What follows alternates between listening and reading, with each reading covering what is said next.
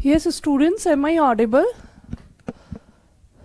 Yes, very good afternoon. Good afternoon, ma. Good afternoon, Akash, Supriya, Ravina, Pankaj. Good afternoon.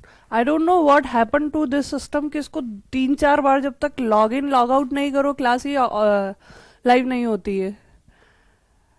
Yes, very good afternoon. So today we'll start with the new segment. Yes, very good afternoon, Milan, Pankaj, Supriya. So today we'll start with the new topic, atmosphere. Vayu Mandal, right? So if we look at our earth, अगर हम धरती को देखें, either it has solid state, liquid state और gaseous state, या तो इस पर ठोस अवस्था है, तरल अवस्था है या फिर गैसीय अवस्था है, राइट? ठीक है ना? So the gaseous part of earth is atmosphere. Yes, very good afternoon Sameer. अगर हम धरती को देखें, धरती का वो भाग जो कि गैसीय अवस्था में है उसको हम एटमॉस्फेयर कहते हैं. ठीक है ना? सो ये एक आवरण बन रहा है गैस का जो कि पृथ्वी के चारों ओर स्थित है. तो आप लिख लीजिए atmosphere. It is an envelope of gas which is surrounding the earth. It is an envelope of gas which is surrounding the earth. वायुमंडल ये गैस का आवरण है जो पृथ्वी के चारों ओर स्थित है, जो पृथ्वी के चारों ओर स्थित है. फिर यहाँ पे दो टर्म आते हैं, एयर और विंड, वायु और पवन. Yes, can you tell me what is difference between air and wind? वायु और पवन में क्या अंतर होता है? What is difference between air and wind? वायु और पवन में क्या अंतर होता है? Yes, fast reply, fast. Air और विंड, वायु और पवन में क्या अंतर होता है? ये Shivam, air is a mixture of gases and wind is a movement of air. Very good. अभी आप अपने रूम्स में बैठे हैं तो आप क्या कहोगे, रूम के अंदर एयर है या विंड है? Yes, we will say it is air, है ना? हम ये नहीं कहते कमरे में विंड है. ठीक है, जब तक ये, यस रवीना, एयर, जब तक ये स्थिर है ये वायु है, और जब ये अपने आप बहने लगती है, when it starts flowing, it is known as wind. ठीक है, जब तक ये स्थिर है ये वायु है और जब ये बहने लग जाए तो ये विंड है. तो आप लिख लीजिए air. It is a mixture of gases in the atmosphere. It is a mixture of gases in the atmosphere which is stable, which is stable. ये वायुमंडल में गैस का मिश्रण है जो स्थिर रहता है. ये वायुमंडल में गैस का मिश्रण है जो स्थिर रहता है. Next is wind. Moving air is known as wind. Moving air is known as wind. बहती हुई वायु को पवन कहते हैं. बहती हुई वायु को पवन कहते हैं. Clear? So the question is when the air will move. वायु कब बहेगी? Yes, when the air will move. वायु कब बहेगी? यस, किस परिस्थिति में वायु बहने लगती है? आप देखते हो हवा चलती है, कभी हवा धीरे चलती है, कभी तेज चलती है. यस शिवम, हाई प्रेशर से लो प्रेशर, या मैं ये कह सकती हूँ जब भी प्रेशर में अंतर होगा हवा चलेगी, right? When ever there is a pressure difference air will move, है ना? So question is what is atmospheric pressure. ये टर्म हम बहुत सुनते हैं. वायु दाब क्या होता है? Yes, what is atmospheric pressure? वायु दाब क्या होता है?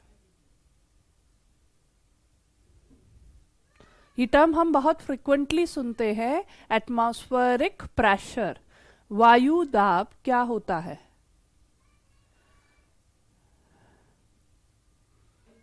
Yes, what is atmospheric pressure? वायु दाब क्या है? Yes, please reply.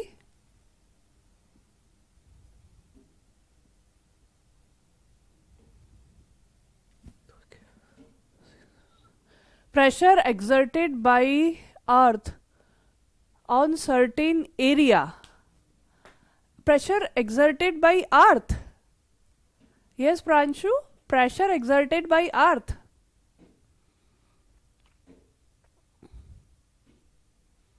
धरती का प्रेशर एटमॉस्फेरिक प्रेशर कहलाएगा. देखो यहां पर एक चीज इंपॉर्टेंट है, एरिया. ये तो आपने देखा है, pressure is what? Force per unit area. Pressure is what? Force per unit area. So यहां पे इंपॉर्टेंट फैक्टर क्या है? एरिया. ठीक है ना? सो प्रति इकाई क्षेत्रफल पर जब दाब लगता है उसी को दबाव कहते हैं, प्रेशर. इस चीज को समझने के लिए हम एग्जाम्पल ले लेते हैं. ठीक है, अगर 10 किलो वजन आपके सर पे रख दें तो आप इस वजन को सहन कर पाओगे? 10 kg वेट कर पाओगे ना? 10 किलो तो उठा ही लोगे सर पे. ठीक है, इजी है. Is it easy? तो जो वेट होता है वही तो फोर्स होता है. Is it clear? जो वेट होता है वही तो फोर्स होता है ना, वजन. तो अगर 10 किलो वजन मैं आपके सर पे रख दूं तो आप आराम से उठा लोगे. लेकिन अगर वही 10 किलो वजन मैं आपकी एक उंगली पे रख दूं, एक फिंगर पे रख दूं, तो क्या अब आप 10 किलो वजन उठा पाओगे? Whether you will be able to bear this weight? No. Why? वजन तो उतना ही है 10 किलो. तो फिर क्यों नहीं उठा पा रहे? क्या डिफरेंस आ गया? एरिया. क्लियर है? वजन तो उतना ही है. जब आपने यहां 10 किलो रखा, यस मोहे ने 10 kg एरिया, यहां एरिया ज्यादा था तो हमने सहन कर लिया. लेकिन यहां क्या हो गया? एरिया कम हो गया. वजन तो उतना ही है, यानी फोर्स इज सेम लेकिन एरिया कम हो गया. तो क्या हो गया? दबाव बढ़ गया. इतना दबाव बढ़ गया कि हमारी उंगली 10 किलो वजन सहन नहीं कर सकती. So the here what is the important factor is area, per unit area. ठीक है, तो ये तो हो गया pressure. Now come to the atmospheric pressure. तो atmospheric pressure is what? Force per unit area. If you look at our earth surface पे हमने ऐसा किया, पर यूनिट एरिया जगह ले ली. इस पर यूनिट एरिया पे हवा का वजन, पर यूनिट एरिया पे हवा का वजन. तो भाई कितनी हवा का वजन? जहां तक एटमॉस्फेयर है, जहां तक एटमॉस्फेयर है, यहां हवा में गैस के मॉलिक्यूल्स होंगे तो इनका वजन लगेगा कहां? पर यूनिट एरिया. वो पर सेंटीमीटर स्क्वायर हो सकता है, पर मिलीमीटर स्क्वायर हो सकता है.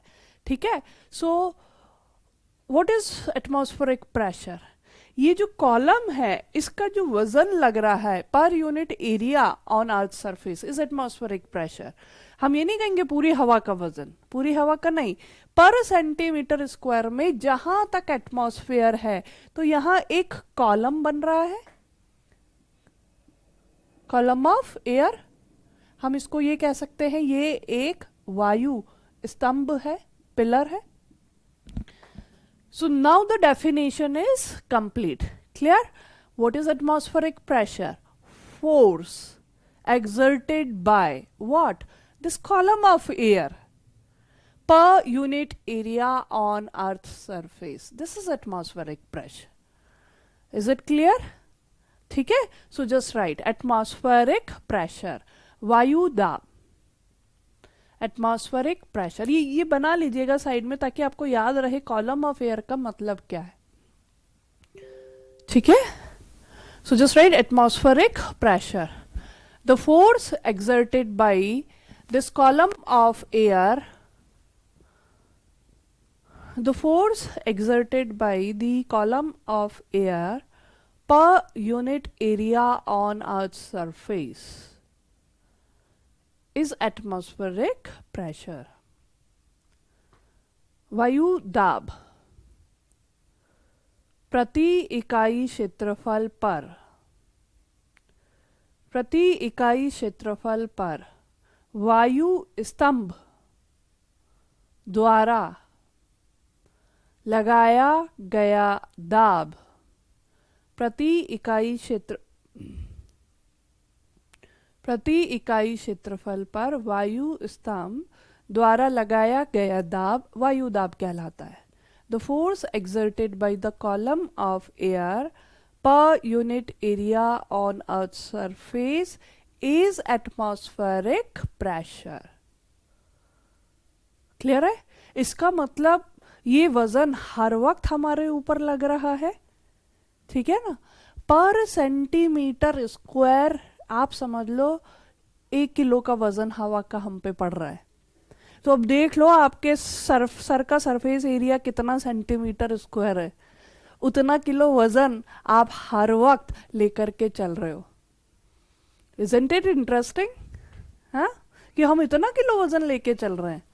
तो जितना किलो आप जितना सरफेस एरिया आपके सर का है, this much KG weight you are daily carrying. ठीक है, yes Mohini, shall I repeat? Atmospheric pressure is what? The force exerted by this column of air per unit area on earth surface. Clear है?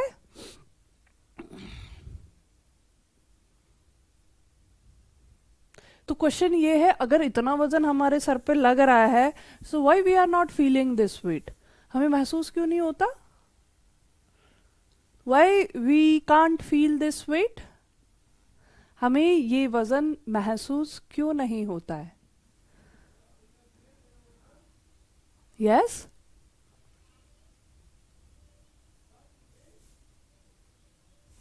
Please reply. जो answer आपको समझ में आ रहा है at least reply something, so that I come to know at least what you people are thinking. Use to हो गए हम. हाँ, बचपन से वजन सहन करते आ रहे, छोटे थे तो छोटा सा सर था, कम वजन, अब सहते सहते आदत हो गई. Yes Mohini, gravity. हाँ, तो ग्रेविटी की वजह से तो वेट फील होता है. तो ये इतना, अब सेंटीमीटर स्क्वायर तो आप देख लो अपना कितना सेंटीमीटर स्क्वायर सर है, बॉडी का सरफेस एरिया है, तो मतलब इतना वेट तो हमें महसूस होना ही चाहिए, है ना? But we are not feeling this weight. Yes Pankaj, negligible weight, मैंने बता तो दिया नेग्लिजिबल वेट नहीं होता है, बहुत अच्छा खासा वेट होता है. पर सेंटीमीटर स्क्वायर 1 किलो वजन. तो अपने सर पे कॉलम खड़े कर लो हवा के, पर सेंटीमीटर स्क्वायर कितने कॉलम बन गए हवा के, तो इतने किलो का वजन आपके ऊपर पड़ रहा है. हवा का बहुत प्रेशर होता है. ठीक है ना? इसका कारण है why we are not feeling this weight, क्योंकि हमारी बॉडी के अंदर भी प्रेशर होता है. ठीक है ना? आप देखो, मान लो ये कोई बॉडी है, ठीक है, इस पे ऊपर से प्रेशर लग रहा है. अगर अंदर से भी बराबर इतना प्रेशर लग जाए तो सरफेस पे प्रेशर फील नहीं होता है. आ गया समझ में? हमारे ब्लड का प्रेशर होता है, बीपी कहते हो आप जिसको. So this is one of the important function of blood pressure. आ गया समझ में? तो ये जो प्रेशर शरीर के अंदर हमेशा कांस्टेंट रहता है, ये ऊपर के प्रेशर के इफेक्ट को नेग्लिजिबल कर देता है. दिस इज द रीजन हमें ये वेट फील नहीं होता. So blood pressure is so much important for us. Getting? और अगर हमारे ब्लड का, अपने शरीर का प्रेशर हटा दो तो हम हवा के वजन से दब जाएंगे, इतना प्रेशर होता है हवा का। आ गया समझ में? And this is the reason whenever there is a disturbance in this system our body reacts. जैसे ही इस प्रेशर, अंदर से लगने वाले प्रेशर और बाहर से लगने वाले प्रेशर में थोड़े तालमेल गड़बड़ हुआ, हमारी बॉडी इमीडिएटली रिएक्ट करती है। ठीक है ना?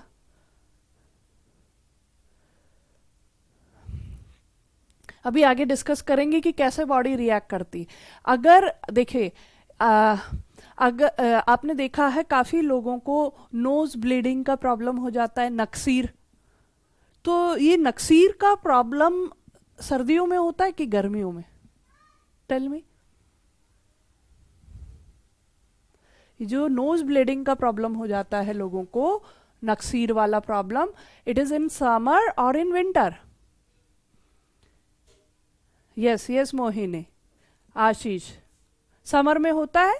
यस सुप्रिया, तो ऐसा क्यों समर में? यस शिवम, समर में होता है, बताओ।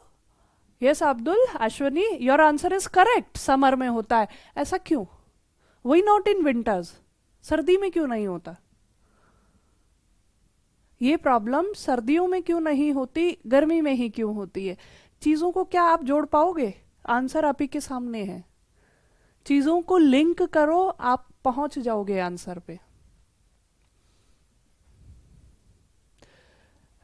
Yes Sameer, temperature, yes very good, good attempt, at least you are trying. अब टेम्परेचर को थोड़ा और जोड़ो किसी से। यस मिलन, बीपी ज्यादा हो जाता है मैम समर में। ऐसे तो सबका बीपी हाई कर दोगे आप समर में, है? प्रेशर ज्यादा होता है बाहर। Yes Pankaj, good attempt but in opposite direction. Yes Raveena, due to atmospheric pressure. Yes obviously atmospheric pressure की वजह से होता है। Yes yes Pankaj, very good. बाहर नहीं अंदर। देखो हमारी बॉडी का नेचर कैसा है, अंदर के इन्वायरमेंट को वो कांस्टेंट रखता है।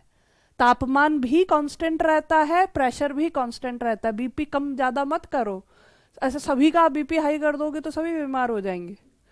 Due to flow from high to low. Yes yes Pankaj, very good. आपने मतलब इन सब बच्चों ने आंसर किया, उसमें पंकज ने बहुत अच्छा एफर्ट लिया। उसने ये कहा कि प्रेशर ज्यादा हो जाता है अंदर।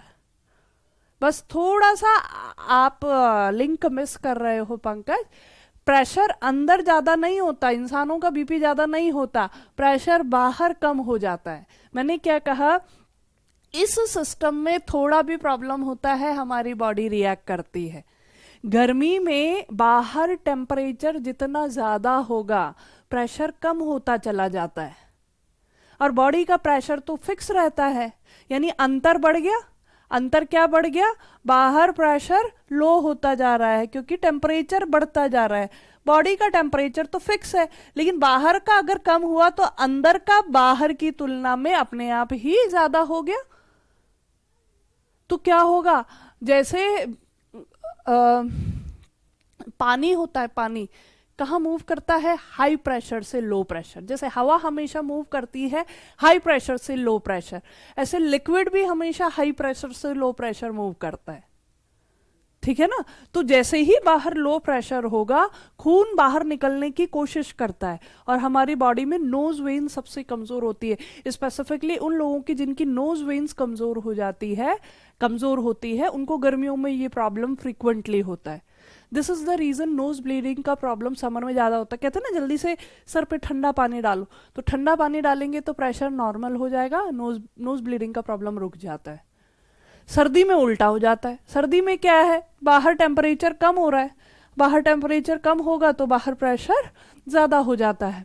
इसीलिए अब खून, पानी उल्टा तो मूव करेगा नहीं, इसीलिए नोज ब्लीडिंग का प्रॉब्लम सर्दी में नहीं होता। तो आप समझ गए, ये बाहर का प्रेशर लगातार हम पे लग रहा है, हमारी बॉडी भी अंदर से बाहर बराबर प्रेशर लगा रही है, एक इक्विलिब्रियम बना रहता। और अगर इस प्रेशर में कहीं भी प्रॉब्लम हुआ तो हम सरवाइव नहीं कर पाते, हमारी बॉडी इमीडिएटली रिएक्ट करती है। Is it clear? आया ना समझ में? ठीक है, तो ये चीज क्लियर है एटमॉस्फेरिक प्रेशर। ठीक, हम किस क्वेश्चन का आंसर ढूंढने निकले थे? हवा क्यों चलती है? हवा हम देख रहे हैं हर वक्त चलती है। Question is why the air is moving. Air is moving क्योंकि एटमॉस्फेरिक प्रेशर होता है। आप लोगों ने ही आंसर किया था। तो वायु दाब, एटमॉस्फेरिक प्रेशर होने की प्रेशर में डिफरेंस होने की वजह से हवा चलती है। ठीक है, और हमेशा आप हवा की तुलना को सीधे सीधे पानी से तुलना कर लो। पानी होता है, अगर देखिए लेवल बराबर है तो क्या पानी बहेगा? नहीं। पानी कब बहेगा? जब लेवल में अंतर होगा। और पानी हमेशा कैसे बहेगा? ऊपर से नीचे बहेगा। सेम हवा, अगर दो एरिया में प्रेशर बराबर है, हवा नहीं चलेगी। तो हवा कब चलेगी? जब प्रेशर में अंतर होगा। और हवा कैसे चलेगी? High pressure to low pressure, high pressure to low pressure. हमेशा हवा हाई प्रेशर से लो प्रेशर चलेगी। Clear? Now the question is, पानी जो है कभी तो धीरे धीरे बहता है, कभी तेज, कभी इतना तेज बहता है कि झरना बहने लगता है, बहुत तेज स्पीड से पानी गिरता है। ठीक है ना? सेम हवा, हवा कभी धीरे चल रही है, कभी तेज चल रही है, कभी इतनी तेज चलती है कि तूफान आ जाता है। ठीक है, तो पानी की स्पीड किस पे निर्भर करेगी? हाइट में अंतर कितना है। अगर ढाल बहुत कम है, पानी धीरे धीरे बहेगा। ढाल में अंतर बढ़ गया तो पानी की स्पीड बढ़ गई। हाइट में और अंतर बढ़ गया, पानी गिरना शुरू हो गया बहुत तेज स्पीड से। सेम विद दी हवा। सो हवा कब चलेगी? जब प्रेशर में अंतर होगा। हवा कैसे चलेगी? हाई प्रेशर से लो प्रेशर। हवा की स्पीड किस पे निर्भर करेगी? प्रेशर डिफरेंस कितना है। अगर प्रेशर डिफरेंस कम है, हवा धीरे धीरे चलेगी। अगर प्रेशर डिफरेंस बढ़ता जा रहा है, हवा की स्पीड इतनी तेज हो जाएगी कि तूफान आ जाएगा। तो आ गया समझ में कि हवा कब चलती है, हवा कहाँ से कहाँ चलेगी, और हवा की स्पीड किस पे डिपेंड करेगी? प्रेशर डिफरेंस पे। Is it clear? तो लिख लीजिए, movement of air, movement of air, वायु की गति।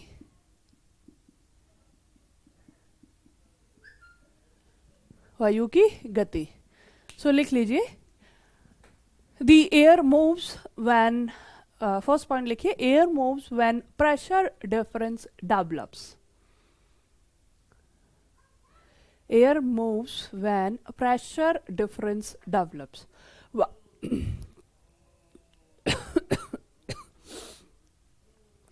वायु तब बहती है जब दाबांतर उत्पन्न होता है।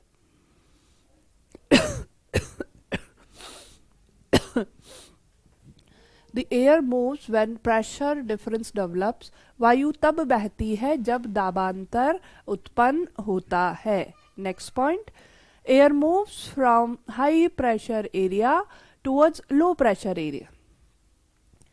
Air moves from high pressure area towards low pressure area. वायु उच्च दाब क्षेत्र से निम्न दाब क्षेत्र की ओर बहती है। वायु उच्च दाब क्षेत्र से निम्न दाब क्षेत्र की ओर बहती है। Next point, the speed of wind, the speed of wind depends on the pressure gradient. pressure gradient क्या होता है? प्रेशर में कितना अंतर। the speed of wind depends on the pressure gradient. वायु की गति, वायु की गति दाब प्रवणता पर निर्भर करती है। वायु की गति दाब प्रवणता पर निर्भर करती है। It means larger is the pressure difference, higher will be the speed of wind. Larger is the pressure difference means higher will be the speed of wind. इसका अर्थ है जितना अधिक दाबांतर होगा, जितना अधिक दाबांतर होगा, वायु की गति उतनी तेज होगी, वायु की गति उतनी तेज होगी.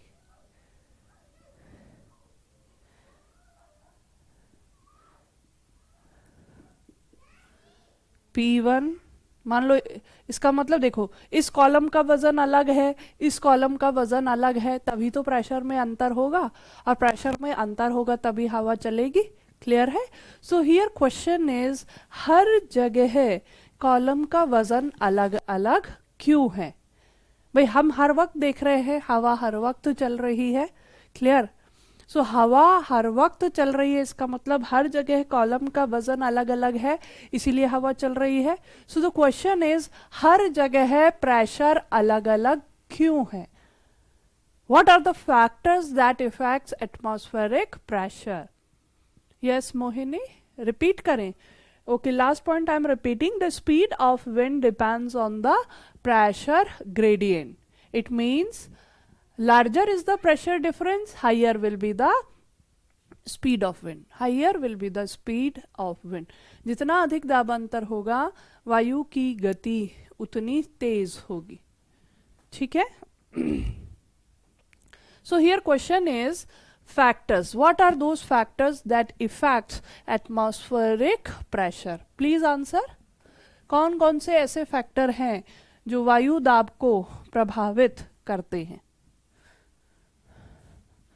Factors affecting atmospheric pressure. What are those factors that effects atmospheric pressure?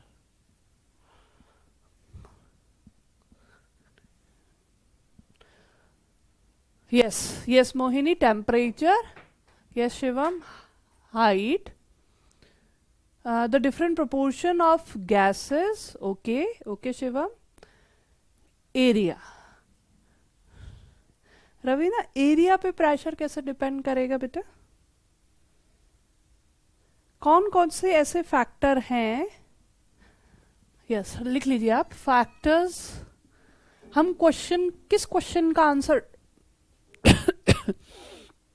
ढूंढने निकले हैं? हवा क्यों चलती है? तो ये तो देख लिया कि भाई प्रेशर में अंतर होता है इसलिए हवा चलती.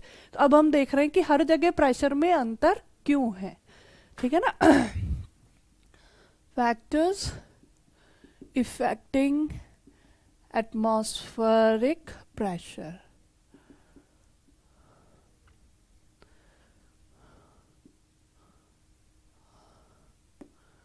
वायु दाब को प्रभावित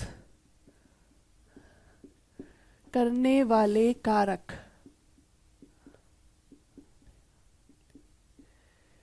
उसमें फर्स्ट फैक्टर है टेम्परेचर. Yes Mohini, temperature. ठीक है ना? सबसे इंपॉर्टेंट फैक्टर है तापमान. तापमान most important factor is temperature. Clear? अब देखिए क्या हो रहा है. हर जगह पे टेम्परेचर अलग अलग है. ठीक है? अब आप मुझे बताओ, जैसे जैसे तापमान बढ़ेगा प्रेशर बढ़ेगा कि घटेगा? As the temperature will increase, pressure will increase और डिक्रीज. और जो आंसर आप दे रहे हो why. Yes Shivam, pressure will decrease. Why? ऐसा क्यों? तापमान बढ़ने पर प्रेशर क्यों घटता है? And I know there are many science students here. तो साइंस में तो हमने पढ़ा है कि भाई जैसे जैसे तापमान बढ़ता है प्रेशर बढ़ जाता है कि नहीं? Heat, yes Shivam, heat moves upward इन दी एटमॉस्फेयर। हाँ, हीट ऊपर की तरफ मूव करती है, ओके, इसीलिए प्रेशर कम हो जाता है, ठीक है। आप प्रेशर कुकर को गैस पे रखते हैं तो तापमान बढ़ता है तो तापमान बढ़ता है तो प्रेशर बढ़ता है कि घटता है?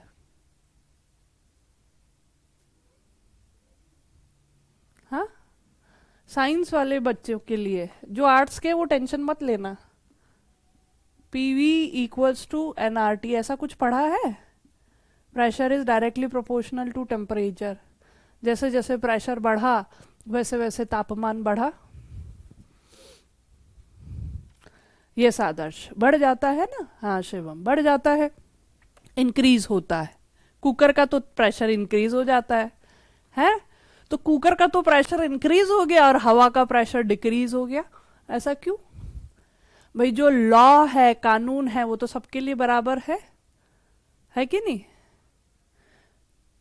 तो ऐसा क्यों हो रहा है? इस चीज को कैसे आप जोड़ोगे? PV equals to NRT, science वाले बच्चों ने ये पढ़ा है, जैसे जैसे तापमान बढ़ता है वैसे वैसे दाब बढ़ता है। उसका सबसे अच्छा उदाहरण हमने अभी डिस्कस भी कर लिया, कुकर है। तापमान बढ़ा तो प्रेशर बढ़ गया, ठीक है। अब वही चीज हम हवा पे बात करते हैं कि जैसे जैसे तापमान बढ़ेगा प्रेशर बढ़ेगा कि घटेगा? अब आंसर दो, अब आंसर दो। What will happen as the temperature increases? Pressure will increase or decrease? Yes Mohini, decrease होगा। यस शिवम, इंक्रीज होगा। शिवम, थोड़ी देर पहले तो आपने डिक्रीज कहा था, अब आप इंक्रीज कह रहे हो। Yes, where are the other students? Why you all are not replying? Yes Akash, pressure decrease होगा। Can you tell me why? ऐसा क्यों? जो अपना आंसर दे रहे हैं उसका रीजन साथ में दो। Yes Raveena, why the pressure of atmosphere decreases? Yes Mohini, air is gaseous state. अच्छा, तो ये इक्वेशन लिक्विड के लिए है, इसका मतलब?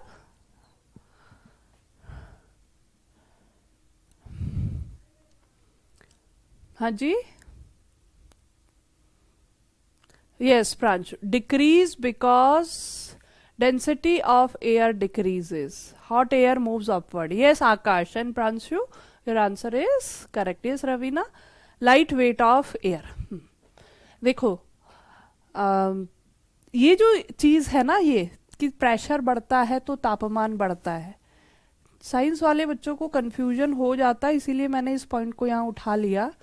ये जो इक्वेशन होती है ये होता है क्लोज सिस्टम, कोई सिस्टम बंद है उसके लिए। जैसे प्रेशर कुकर बंद है तो क्या होता है, कोई भी चीज जब गर्म होती है मॉलिक्यूल्स एक दूसरे से दूर जाते। हमने अर्थ का कोर किया था तब डिस्कस किया था ना, तापमान बढ़ता है तो मॉलिक्यूल एक दूसरे से दूर जाते, ठीक है। कुकर क्या बंद है, मॉलिक्यूल दूर जाकर के निकल नहीं पा रहे ना बाहर, दूर तो जा रहे हैं, मोशंस बढ़ गया तो प्रेशर बढ़ गया, ठीक है। मॉलिक्यूल्स एकदम से निकल के बाहर नहीं आ पा रहे, वो अंदर ही अंदर मूव करते जा रहे हैं, इसलिए प्रेशर बढ़ गया। ये होता है यानी जैसे जैसे तापमान बढ़ेगा तो प्रेशर बढ़ता है, पर ये किसके लिए होता है? क्लोज सिस्टम के लिए, ठीक है। लेकिन हमारा जो एटमॉस्फेयर है it is a open system. Open का मतलब क्या है? अभी आप इस कॉलम को देख रहे हो, आपको नंबर ऑफ मॉलिक्यूल्स गैस के दिख रहे हैं, ठीक। तो कहीं गैस ज्यादा होगी कहीं कम होगी। अब आप ऐसे खुद ही देखो, यहाँ ज्यादा यानी इसका प्रेशर ज्यादा होगा, P2 का प्रेशर कम होगा। लेकिन जैसे ही तापमान बढ़ता है मॉलिक्यूल्स एक दूसरे से दूर हो जाते हैं।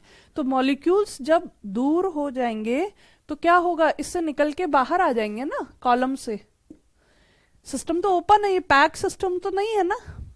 तो कॉलम के अंदर नंबर ऑफ मॉलिक्यूल्स कम रह गए क्योंकि फैल गए। तो नंबर ऑफ मॉलिक्यूल्स कम रह गया तो वजन कम हो गया, वजन कम हो गया तो प्रेशर कम हो गया। याद रखिएगा एटमॉस्फेरिक प्रेशर का रिलेशन इस कॉलम के वजन से है। किसी भी वजह से कॉलम का वजन बढ़ा, प्रेशर बढ़ेगा। Due to any reason, if the weight of this air column is decreasing, then pressure will be decreased. ठीक है ना, क्लियर है? तो क्या हो रहा है, जैसे जैसे टेम्परेचर बढ़ रहा है, हो क्या, तो ये चीज क्लियर है ना, कंफ्यूजन तो नहीं है?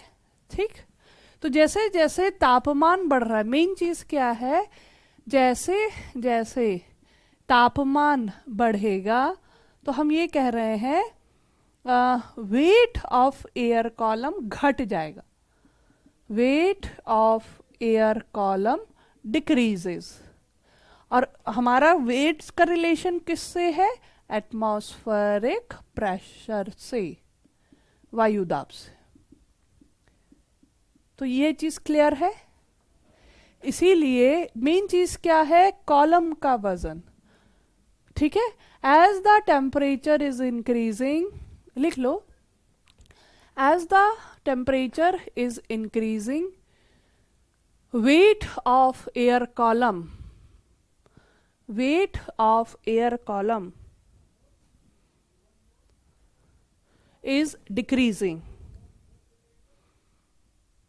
weight of air column is decreasing.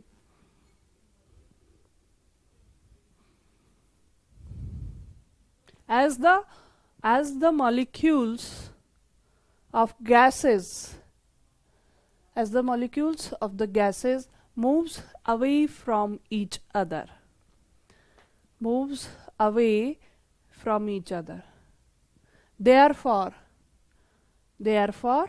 atmospheric pressure decreases, therefore atmospheric pressure decreases.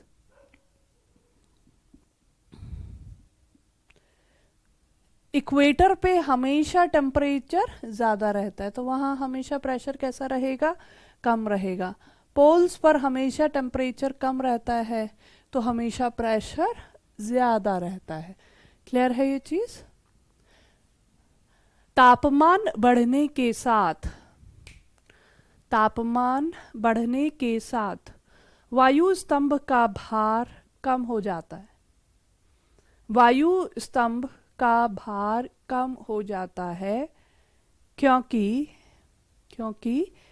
वायु दाब, क्योंकि वायु के कण एक दूसरे से दूर चले जाते हैं, वायु के कण एक दूसरे से दूर चले जाते हैं। इस वजह से वायुदाब कम हो जाता है, इस वजह से वायुदाब कम हो जाता है। क्लियर है? So is this clear? तो एट इक्वेटर सिचुएशन ये है, एट पोल्स सिचुएशन ये है। Is it clear? इसीलिए क्या होता है, गर्मियां जब आती हैं बाहर प्रेशर लो हो जाता है, बॉडी का प्रेशर बाहर की तुलना में अंदर ज़्यादा रहता है। बॉडी का प्रेशर तो फिक्स रहता है लेकिन बाहर का कम होने लगता है, इसीलिए नोज ब्लीडिंग का प्रॉब्लम होता है। तो ये चीज़ क्लियर है? ठीक है, यानी समर्स में हमेशा प्रेशर लो बना रहता है, सर्दियों में हमेशा प्रेशर हाई बना रहता है। क्लियर है? ठीक है, यस। अदर फैक्टर, और क्या फैक्टर है? यस, आप में से एक ने आंसर किया था हाइट, ठीक है ना, ऊंचाई। तो चले ऊंचाई पर, चलिए तो ऊंचाई पे चलते हैं। Next factor is height. तो देखिए हम किस क्वेश्चन का आंसर ढूंढ रहे हैं, हवा क्यों चलती है? तो हवा इसलिए चलती है क्योंकि कॉलम का वजन अलग अलग है। कॉलम का वजन अलग अलग क्यों है? क्योंकि हर जगह है टेम्परेचर अलग अलग है, ठीक है ना, हर जगह टेम्परेचर अलग अलग है, हर समय टेम्परेचर अलग अलग है, सुबह टेम्परेचर अलग है, दोपहर में अलग है, शाम को अलग है। सो इस वजह से क्या होगा, हर जगह पर हर समय पर प्रेशर में अंतर बना रहता है, इसलिए हवा चलती है। ठीक है। So next factor is height, ऊंचाई पे। तो चलते हैं हिल स्टेशंस पर, ऊंचाई पे चले। आप गए नैनीताल, मसूरी, शिमला, काफी स्नोफॉल हो रहा है अभी यहाँ। यहाँ प्रेशर कैसा रहेगा? How will be the pressure at hill stations? Reply fast. Yes, high रहेगा। Yes Pankaj, yes Raveena, high. Pranshu, low. Raveena, Pankaj जो कह रहे हैं high. Yes Shivam, Akash high. Mohini बताओ, जो कह रहे हैं हाई तो क्यों, और जो कह रहे हैं लो तो क्यों? यस प्रांशु, आपने कहा डिक्रीज होता है, वाई? यस मोहिनी, जो आंसर आप दे रहे हो just give the explanation also, give the explanation also. Yes yes Raveena, because वहां टेम्परेचर कम है। Okay, high because cold air moves downward. Okay Akash. Adarsh, temperature मैंने अब, यस यस, वही हिल स्टेशन पे बर्फ गिर रही है, तापमान कम है, इसलिए प्रेशर हाई है। Pankaj, high pressure due to the molecules पास पास में होते हैं। यस, सिर्फ एक ही स्टूडेंट नहीं, प्रांशु और आदर्श ने कहा डिक्रीज होता है। तो आप भी अपना एक्सप्लेनेशन बता दो कि ऊपर जाने पे प्रेशर कम क्यों होता है। भाई जो आंसर दे रहे हो तो उसका लॉजिक भी होना चाहिए। Yes Pranshu, density of air decreases. आप सब में सिर्फ ये दो ही स्टूडेंट हैं जिनका आंसर सही है, प्रांशु एंड आदर्श। मैंने क्या कहा, प्रेशर का relation. Yes, height also 4482, I don't know your name. Height, हाँ जी, याद रखिएगा मैंने क्या कहा, प्रेशर का रिलेशन कॉलम के वजन से है। किसी भी वजह से कॉलम का वजन बढ़ा, प्रेशर बढ़ेगा। किसी भी वजह से कॉलम का वजन कम, तो प्रेशर कम। टेम्परेचर से प्रेशर को मत जोड़ो। आप जब यहां खड़े हो, आप शिमला में हो, मसूरी में हो, नैनीताल में हो, तो आप यहां खड़े हो, दिख रहे हो ना, है ना? तो जब आप इतनी ऊंचाई पे खड़े हो, तो ये जो हवा नीचे रह गई, क्या इसका वजन आपके ऊपर पड़ेगा? यस, ये जो हवा आपके नीचे रह गई, आप तो हाइट पर हो, तो कि जो हवा नीचे रह गई, क्या इसका वजन आप पे पड़ेगा? नहीं ना। तो कॉलम का वजन कम हो गया कि नहीं? इस वेट, अब कितना कितना कॉलम का वजन पड़ रहा है? सिर्फ इतना जो आपके सर के ऊपर रह गया, इसी का तो वजन पड़ेगा। तो वेट घटा कि कम हुआ? कम हो गया। इसलिए ध्यान रखना, मैं बार बार कह रही हूं, प्रेशर टेम्परेचर का रिलेशन नहीं है। किसी भी वजह से कॉलम का वजन बढ़ा, प्रेशर बढ़ेगा। किसी भी वजह से कॉलम का वजन कम, तो प्रेशर कम। हम ऊंचाई पे चले जाते हैं, तो ये जो इस कॉलम की हाइट है ये कम हो गई, तो हवा का वजन कम हो गया, पहला। और दूसरा, प्रांशु आपने सही कहा, एयर की डेंसिटी भी तो कम हो जाती है। अर्थ की ग्रेविटेशन फोर्स अर्थ सरफेस के पास ज्यादा है, तो ये जितनी भी भारी गैसेस हैं, CO2 है, हैवी गैसेस जितनी भी हैं, वो सतह के पास ज्यादा होती, और ऊपर जाने पर हवा की डेंसिटी तो कम हो जाती है, और ऊपर जाओगे तो ऑलमोस्ट वैक्यूम आ जाता है कि नहीं? तो जब मॉलिक्यूल्स ही नहीं रहेंगे तो वजन काहे का? अब आ गया समझ में? Is it clear? यानी ऊंचाई पे जाने पे तापमान तो कम होता ही है, लेकिन प्रेशर भी कम हो जाता है। उसके दो कारण हैं। एक कारण एक तो हाइट ऑफ एयर कॉलम कम हो गया, दूसरा डेंसिटी ऑफ एयर कम हो गया। क्लियर है? सो मेन रिलेशन किसके साथ है? जैसे जैसे हम ऊंचाई पे जा रहे हैं, wait of air column is decreasing, and because weight of air column is decreasing, atmospheric pressure is decreasing, वायुदाब कम हो रहा है। ठीक है ना? तो there are two reasons for the decrease of pressure. ऊंचाई पे जाने पर वायुदाब कम होता है। उसके दो कारण। ऊंचाई पे जाने पर वायुदाब कम होता है। So two reasons are responsible for this. First is height of the, height की जगह आप विड्थ लिख लो, चौड़ाई, एयर कॉलम की चौड़ाई कम हो जाती है। हाइट या विड्थ एक ही बात है। Height of the air column decreases at higher altitude.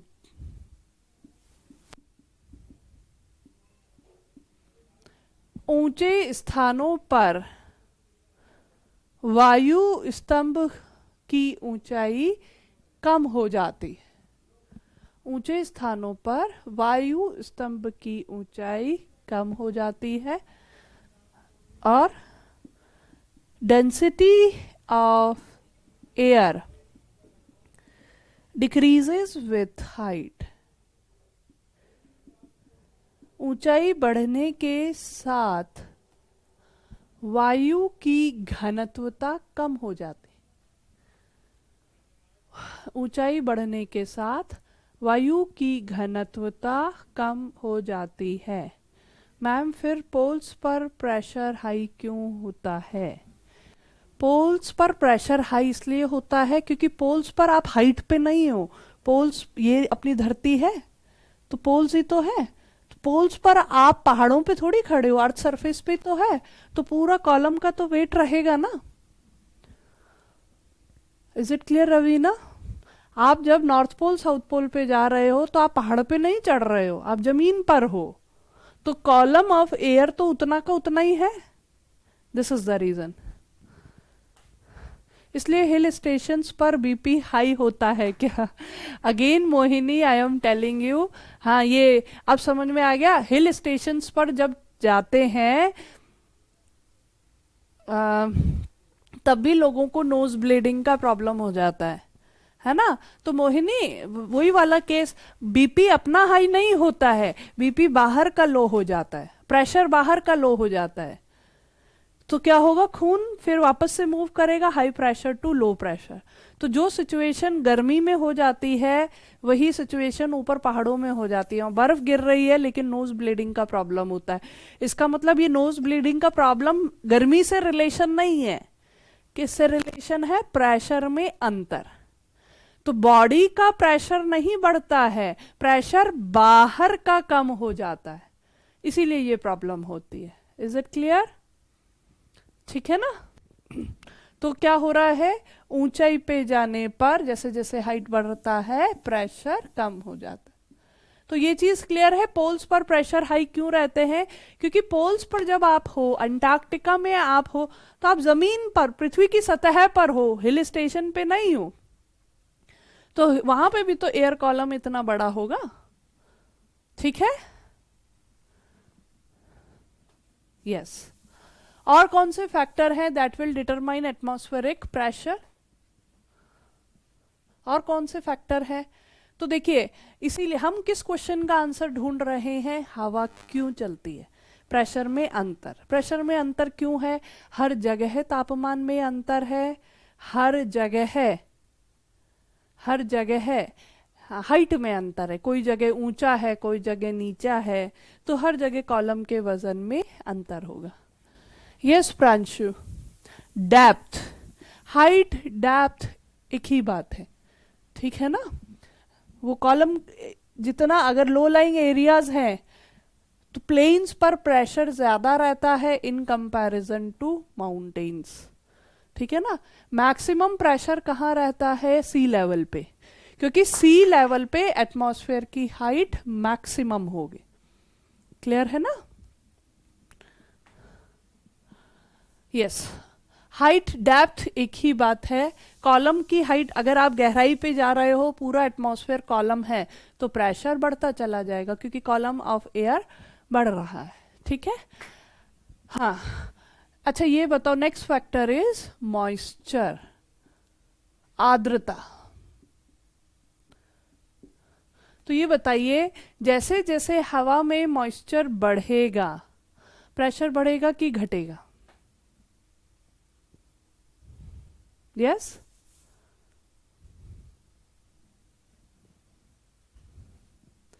Increase होगा। यस शिवम, इंक्रीज क्यों होगा? यस मोहिनी, डिक्रीज होगा तो क्यों होगा?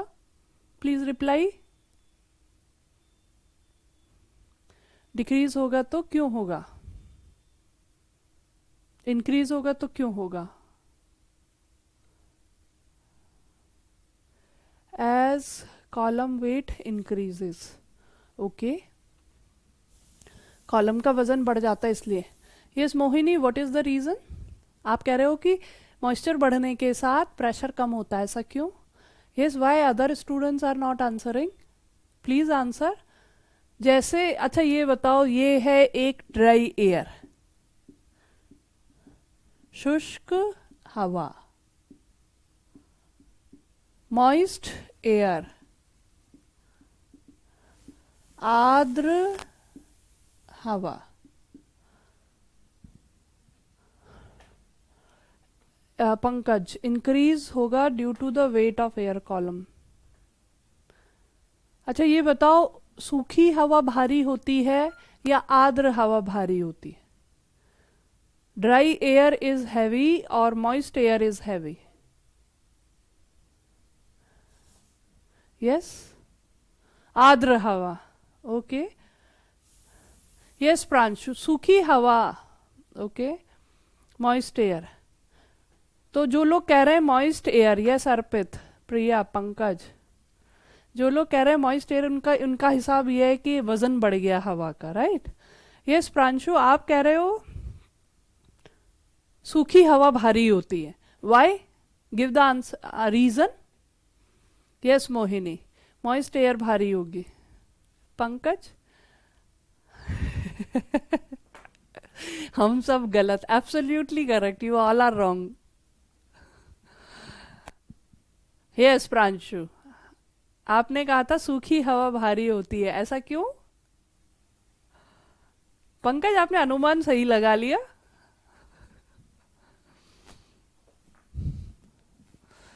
Yes Pranshu, do you have the reason? देखो, शुष्क हवा, एक हम एयर कॉलम ले रहे हैं ना, हवा में गैस का डिस्ट्रीब्यूशन यूनिफॉर्म रहता है। सूखी हवा में नंबर ऑफ मॉलिक्यूल्स, डेंसिटी तो लगभग बराबर ही रहती है, ठीक है ना। तो सेम सेम ब्लॉक ले लिया हमने,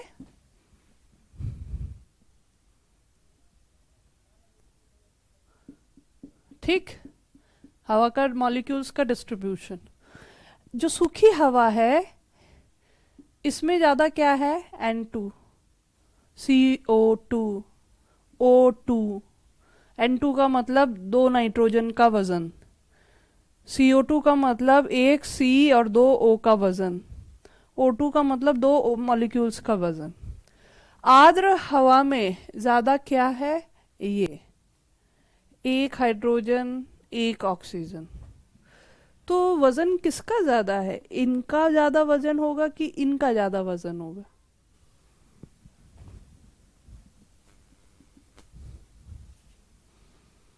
मॉलिक्यूल्स तो डेंसिटी तो हवा की लगभग सेम ही रहती है। तो जैसे जैसे हवा में मॉइस्चर बढ़ेगा तो वो दूसरी गैस को हटा के खुद आ जाएगा। क्लियर? अब बताओ, वेट डबल एन का ज्यादा है कि ये 2 हाइड्रोजन का वजन ज्यादा है? किसका वेट ज्यादा है? यस यस रवीना, समझ आ गया? आया Pankaj? Yes Mohini, Arpit, clear? Yes, this is the reason dry air is heavy, ठीक है ना? ओके, सो अगर हवा में मॉइस्चर बढ़ जाएगा तो हवा का वेट कम हो जाता है, क्योंकि मॉइस्चर वाटर वेपर हल्के मॉलिक्यूल होते हैं in comparison to these gases. Is it clear? 4482, what is your name?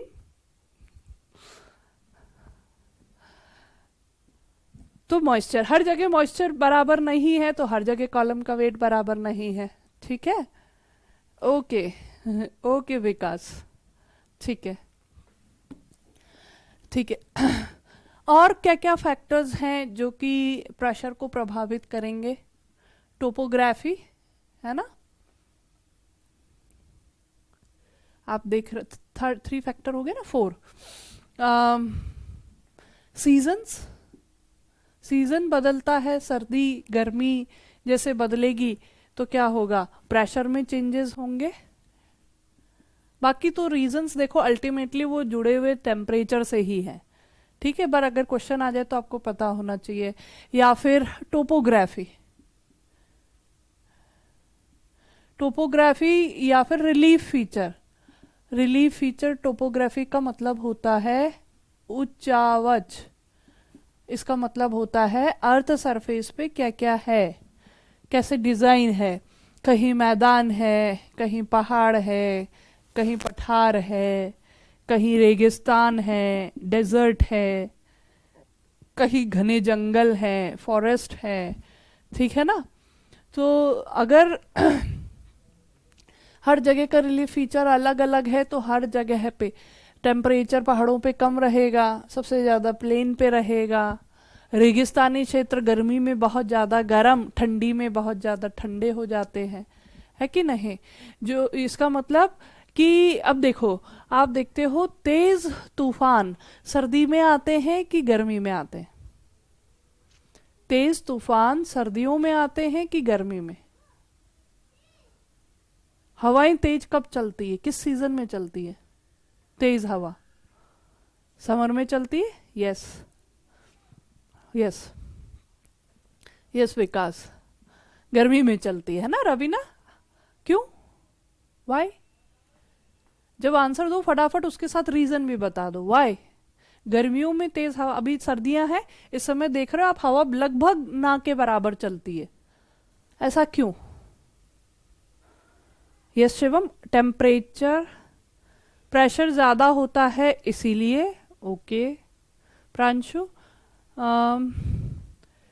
Air expand, warm air फैलती है इसलिए तूफान आ जाता है, प्रेशर लो होता है इसलिए. ओके विकास. हाँ जी पंकज बताइए, सबका आंसर ठीक है?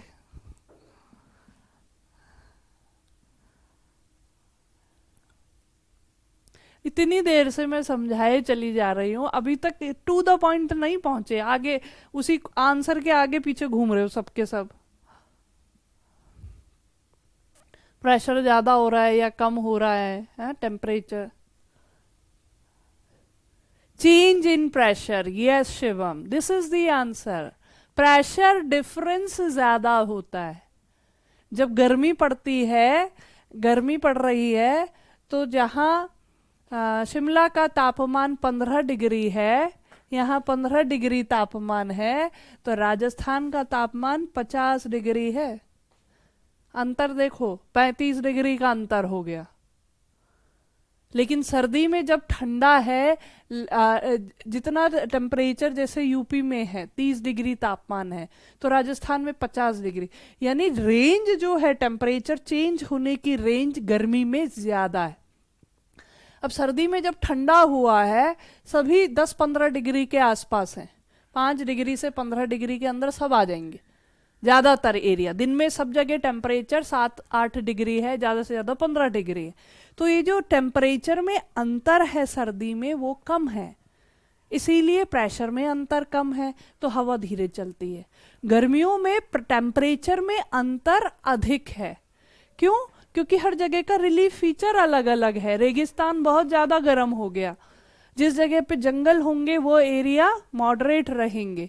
दिस इज द रीजन हर जगह पर। इसीलिए आप देखो ज्यादातर तेज तूफान रेगिस्तानों में आते है ना। तो ये चीज समझ में आ गया, तेज तूफान गर्मी में क्यों आते हैं? टेम्परेचर डिफरेंस ज्यादा, तापांतर अधिक। और एक और चीज है डिस्टेंस फ्रॉम द सी।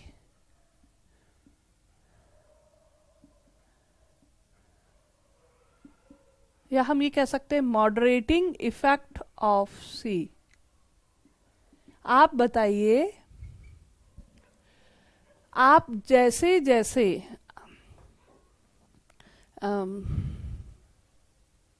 सागर से दूर जा रहे हैं, बना ही लेते हैं ना, ये रहा सागर, महासागर, ठीक। एक तो ये आ गया तटीय इलाका, कोस्टल एरिया, और तट से बहुत दूर हम यहाँ दिल्ली में बैठे हैं, ठीक है। ये गोवा है या मुंबई है, सागर के किनारे हम हैं, ठीक। तो मुझे बताओ टेम्परेचर डिफरेंस ज्यादा कहाँ आएगा, मुंबई में कि दिल्ली में? तो टेम्परेचर डिफरेंस जहां ज्यादा आएगा, प्रेशर डिफरेंस भी वहीं ज्यादा आएगा।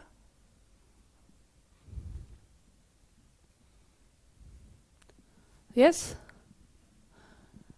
टेम्परेचर डिफरेंस ज्यादा कहाँ आएगा, मुंबई में कि दिल्ली में? यस यस मोहिनी, मुंबई में ज्यादा आएगा। ओके,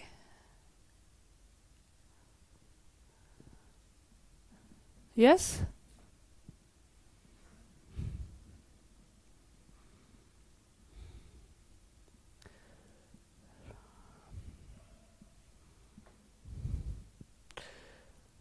याद रखिएगा जैसे जैसे हम सागर से दूर होते चले जाते हैं टेम्परेचर डिफरेंस ज्यादा होता है, टेम्परेचर डिफरेंस ज्यादा होता है, ठीक है। सागर के आसपास के जो इलाके होते हैं यहाँ सर्दी गर्मी में लगभग सेम टेम्परेचर रहता है, ठीक है।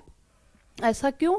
क्योंकि सागर की ठंडी हवा जब मुंबई पे आएगी तो मुंबई के तापमान को गर्मी में ज्यादा बढ़ने नहीं देगी, और सर्दी में जब जमीन की ठंडी हवा सागर की तरफ जाएगी तो वो सागर के तापमान को ज्यादा घटने नहीं देती है, तो ना बढ़ने देती है ना घटने देती है।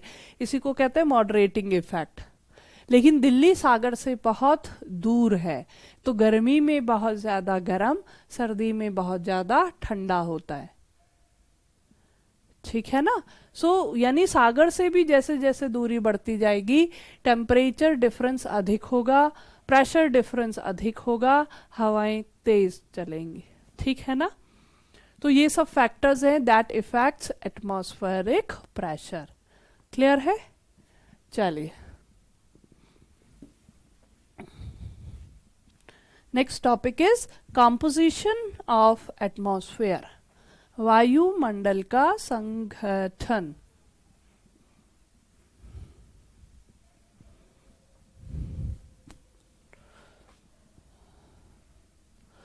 composition of atmosphere, composition of atmosphere, वायुमंडल का संगठन। हमारे एटमॉस्फेयर में कौन कौन सी गैसेस हैं?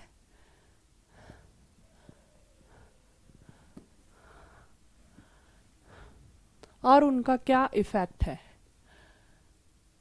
नाउ टेल मी, आप बताइए कौन कौन सी गैसेस हैं हमारे एटमॉस्फेयर में मेनली, मेन रेशियो। ऐसे तो बहुत हैं गैसेस। यस, नाइट्रोजन है, सबसे ज्यादा नाइट्रोजन ही है, फिर ऑक्सीजन, फिर आर्गन गैस, फिर CO2, मेनली ये गैसेस। नाइट्रोजन कितने %? Yes, nitrogen and oxygen main. Nitrogen 71%,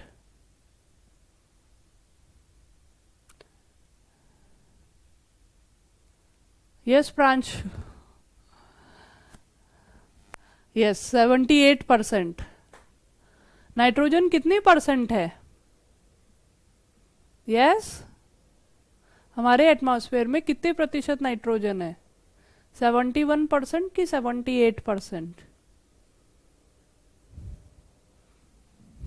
yes Akash, 78%। Yes nitrogen है 78%, ऑक्सीजन है 21%, आर्गन है 0.93% और CO2 है 0.03%।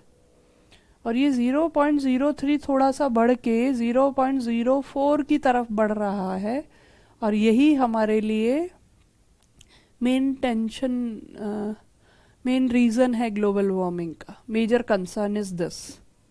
बाकी अदर गैसेस भी हैं लेकिन दे आर इन ट्रेसेस। बहुत इन ट्रेसेस का मतलब बहुत कम मात्रा में, बहुत कम मात्रा में है। They are in traces. Yes Abdul 21% है, ठीक है ना।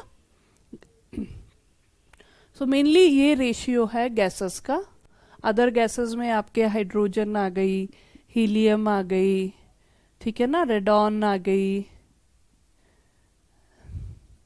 Other gases are there, methane है, सब बहुत कम मात्रा में है, ठीक है। लेकिन ध्यान रखिएगा, अभी हमने देखा अर्थ का जो ग्रेविटेशन पुल है सबसे ज्यादा सतह के पास रहता है, इसलिए सारी भारी गैसेस आपको सतह के पास मिलती हैं, ठीक। और जैसे जैसे हम ऊपर जाते हैं गैस का डेंसिटी कम हो जाता है, वायु की घनत्वता कम हो जाती है, लेकिन रेशियो समान रहता है। रेशियो यही रहेगा कहाँ तक? 80 किलोमीटर हाइट तक, 80 किलोमीटर ऊंचाई तक रहता है, ठीक है। ये रेशियो, जिस रेशियो की हम बात कर रहे हैं, ये सिर्फ 80 किलोमीटर ऊंचाई तक है। अब क्या हो रहा है, 80 किलोमीटर से और ऊपर हम जा रहे हैं, अर्थ का ग्रेविटेशन फोर्स कम होता जा रहा है। तो अर्थ का ग्रेविटेशन फोर्स कम होने की वजह से अब क्या है, ये गैसेस अपने वजन के हिसाब से परत में जम गई। जैसे नाइट्रोजन, सबसे नीचे हमें कौन सी गैस मिलेगी? नाइट्रोजन की परत। और हाइट पे गए फिर कौन सी गैस मिलेगी? ऑक्सीजन। और ऊपर गए वहां सिर्फ क्या मिलेगा? हीलियम। और ऊपर गए वहां सिर्फ क्या मिलेगा? हाइड्रोजन। तो अब ये गैस परत में जम गई वजन के हिसाब से, तो रेशियो नहीं रहा, ठीक है। तो ये जिस रेशियो की बात हम करते हैं कंपोजिशन ऑफ एटमॉस्फेयर, ये कितनी ऊंचाई तक है? सिर्फ 80 किलोमीटर हाइट। तो जहां तक गैस का रेशियो फिक्स रहता है, इस स्फीयर को हम क्या कहते हैं? होमोस्फीयर, सममंडल। ऊपर जहां गैस का रेशियो फिक्स नहीं है, हेट्रोस्फीयर, विषम मंडल। क्लियर है ये चीज? ठीक है ना। तो लिख लीजिए होमोस्फीयर। होमोस्फीयर,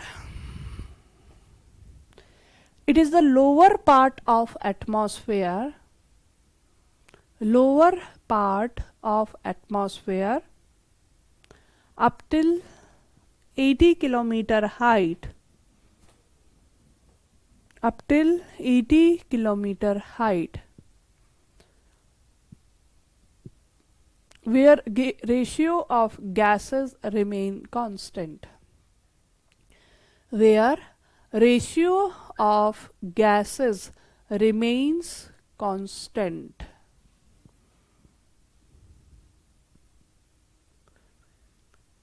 सममंडल, सममंडल ये वायुमंडल का निचला भाग है। ये वायुमंडल का निचला भाग है जो 80 किलोमीटर ऊंचाई तक फैला है।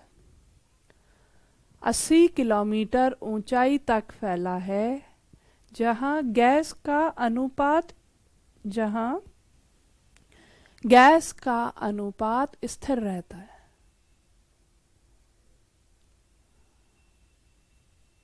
नेक्स्ट इज हेट्रोस्फेयर, विषम मंडल। विषम मंडल, विषम मंडल, it is the upper part of atmosphere, it is the upper part of atmosphere above 80 kilometer height, above 80 kilometer height, where ratio of gases, where ratio of gases does not remain constant, where ratio of gases does not remain constant. विषम मंडल, ये वायुमंडल का 80 kilometre से ऊपर का भाग है।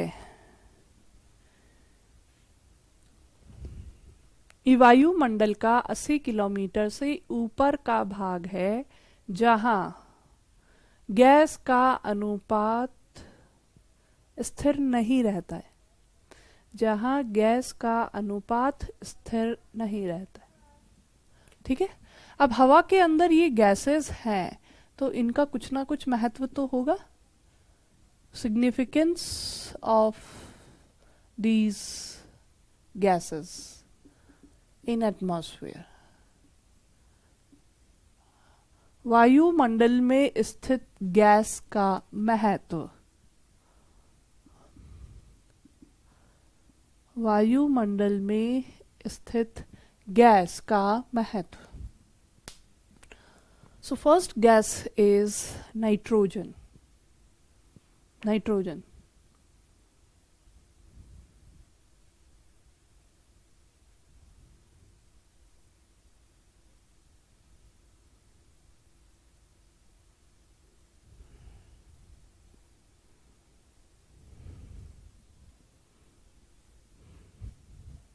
yes, can you tell me what is the importance of nitrogen gas? Nitrogen gas का क्या महत्व है? Yes, what is the importance of nitrogen?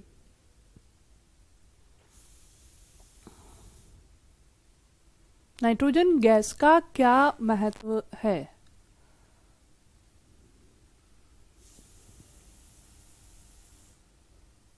Yes, please reply fast. क्या महत्व है नाइट्रोजन का? कोई महत्व नहीं है। Stability, yes, very good. What sort of stability Mohini? बाकी सब गूगल कर रहे हैं? हाँ, देखो आंसर इमीडिएट आ जाए इसका मतलब आप लोगों का आंसर ओरिजिनल है, और थोड़ा सोच सोच के आ रहा है मतलब गूगल करके आ रहा है। It controls fire, yes Pranshu, very good. Agriculture के लिए इंपॉर्टेंट है, यस शिवम। पंकज, क्रॉप्स के लिए इंपॉर्टेंट है, यस। Air pressure, yes. देखो अभी हमने देखा हवा के अंदर 78% नाइट्रोजन है, तो ये जो इस कॉलम का जो मेन वजन पड़ रहा है, मेन वेट है, वो किस गैस की वजह से है? That is basically because of the nitrogen gas. Clear? So अब क्वेश्चन आ जाए, which gas is mainly responsible for atmospheric pressure? तो हमारा आंसर क्या होगा? नाइट्रोजन। तो लिख लीजिए इसका first point, it is mainly responsible for atmospheric pressure.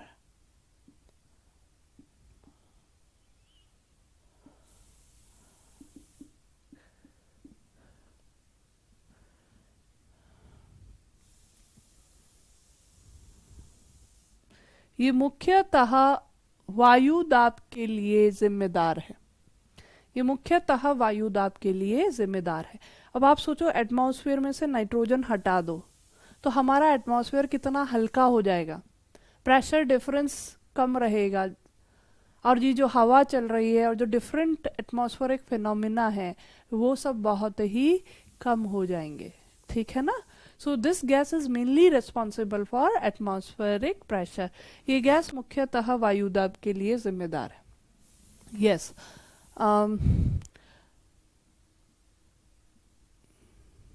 Shivam और पंकज, आपने कहा क्रॉप्स के लिए इम्पॉर्टेंट है, कैसे? यस क्रॉप्स के लिए कैसे इम्पॉर्टेंट है? ग्रोथ के लिए, हाँ, तो ग्रोथ के लिए कैसे इम्पॉर्टेंट है ये?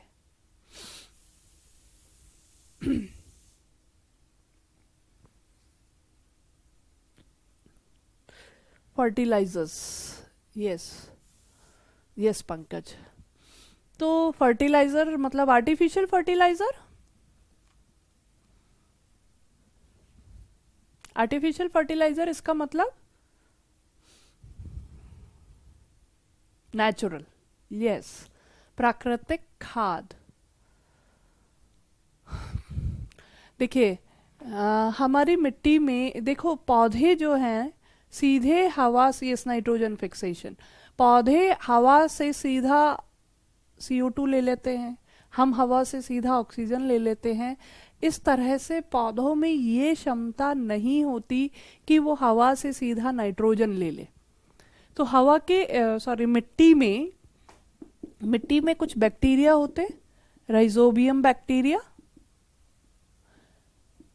ये बहुत इंपॉर्टेंट रोल प्ले करते हैं।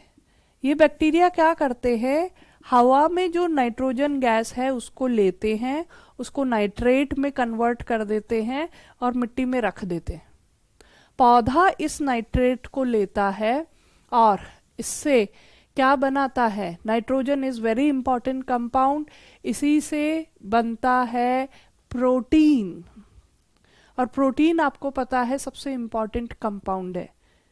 ये चमड़ी हो गई, हड्डी हो गई, बाल हो गए, पेड़ का तना हो गया, जो एक ढांचा होता है शरीर का या पौधे का, पेड़ का, वो किस पे बना होता है, प्रोटीन से। और प्रोटीन क्या है, एक नाइट्रोजन कंपाउंड है, ठीक है।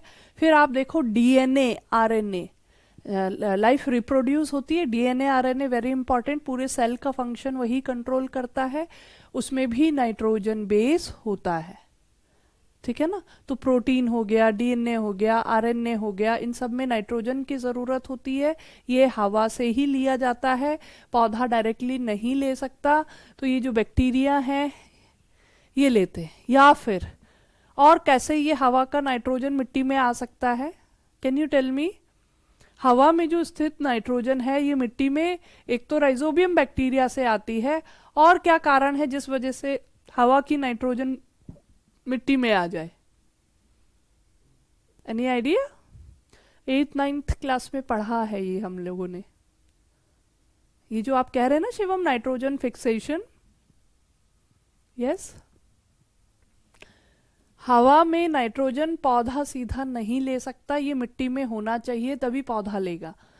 तो मिट्टी में ये नाइट्रोजन एक तो राइजोबियम बैक्टीरिया लाते हैं, और क्या एक और इम्पॉर्टेंट नेचुरल इवेंट है, प्राकृतिक घटना है, वो सिम्बायोटिक रिलेशंस।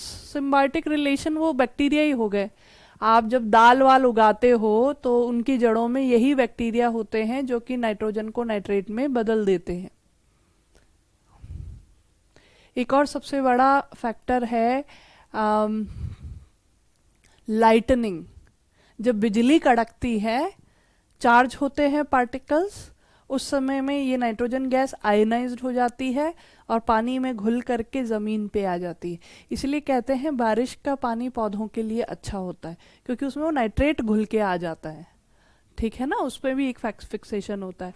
तो इस तरह से ये नाइट्रोजन, इसीलिए आप देखो नाइट्रोजन की कमी रहती है। आज हम क्या कर रहे हैं, नेचुरल सिस्टम ख़त्म करते चले जा रहे हैं, आर्टिफिशियल सिस्टम अपनाते चले जा रहे हैं।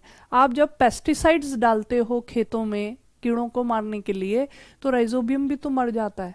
इसलिए मिट्टी में ज़्यादातर किसकी कमी होती है, नाइट्रोजन की कमी होती, ठीक है ना। तो आप जब खाद डालते हो तो पेड़ का रिमेन हो गया या एनिमल्स का वेस्ट हम खाद डालते हैं, तो उसका जब डिकम्पोजिशन होगा तो वो नाइट्रोजन इसमें मिट्टी में आ जाता है, पौधा उसको लेता है।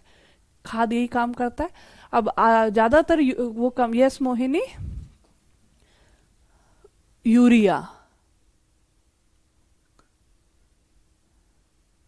ट्रांसपिरेशन कह सकते हैं मैम, ट्रांसपिरेशन नहीं, ठीक है ना।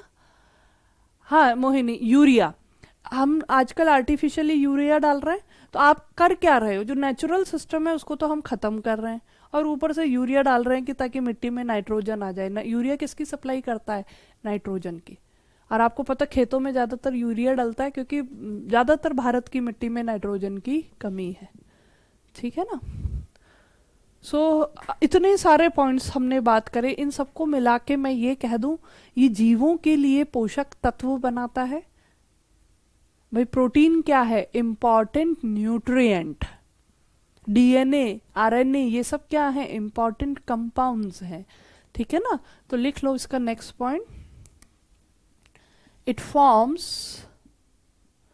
Important nutrients for living beings.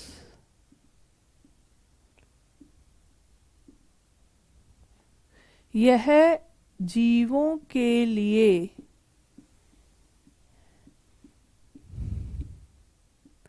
प्रमुख पोषक तत्व बनाता है, पोषक तत्व बनाता है, पोषक तत्व। एग्जाम्पल में लिख लो आप, protein, DNA, RNA etcetera.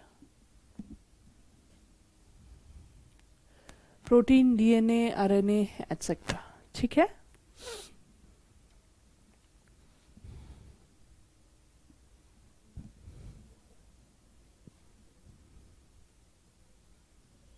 Yes Pranshu, आपने पहले आंसर दिया था कि ये गैस आग को कंट्रोल करती है ना।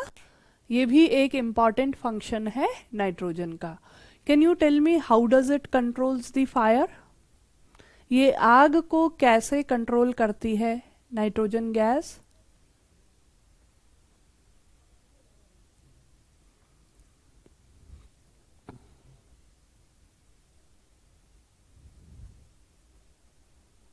Yes, how does it controls?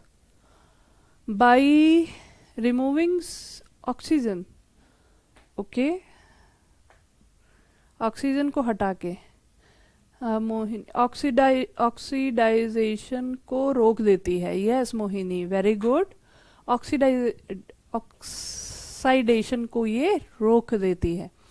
देखिए हवा के अंदर 78% नाइट्रोजन है। नाइट्रोजन क्या है? एक इनर्ट गैस है।